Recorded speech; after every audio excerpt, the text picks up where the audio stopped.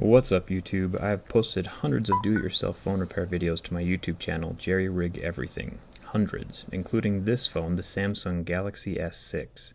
Go ahead and click that link if you're interested in seeing what's inside of this phone. Every time I get a new phone, I'm curious to how durable it's going to be. How easy does it scratch? How far can it bend before the screen cracks? I'm sure I'm probably not the only person who has wondered these things.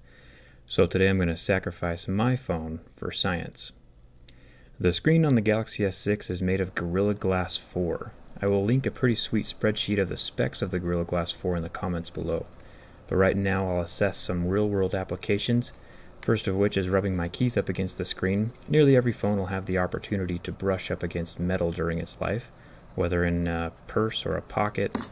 I know my purse is always full of metal objects. The keys pretty much did nothing to the screen.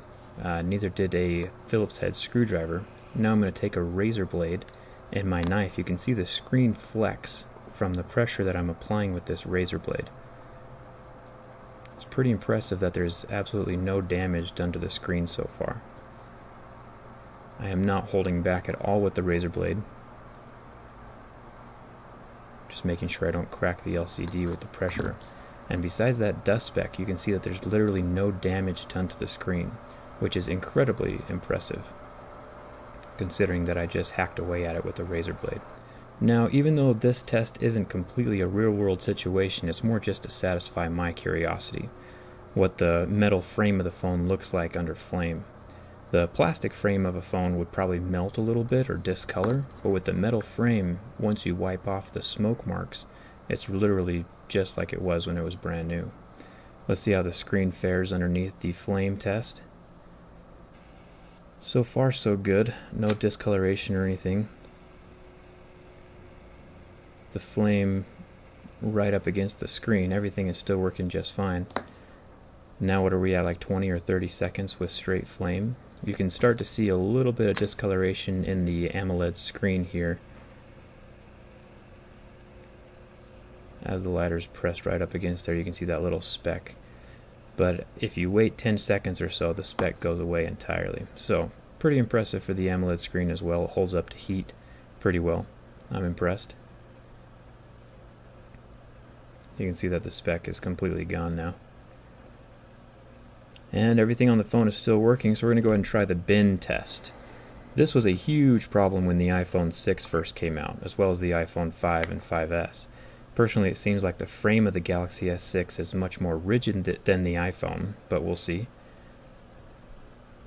It'll be interesting to see what breaks first, the back of the phone or the screen of the phone.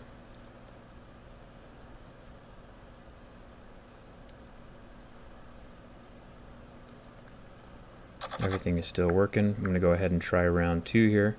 I really am pressing as hard as I can to try to get the phone to bend. You can see that both edges of the phone are curving backwards, but yet the screen is still functioning just fine. I'm going to go ahead and try again, pressing as hard as I can into the back of the phone, and still nothing. The phone doesn't bend or kink at all so far. One more try. Still nothing. I'm going to go ahead and try to push it back the other direction, see if I can get the back glass to crack or pop. Still nothing. One more try with the back. I am not a small person, so it is impressive that this phone can withstand this much force. Neither the front or the back of the phone is cracking, even when I get both hands into it. You can see it flex out just a little bit though on both the front and the back as I'm pressing it through.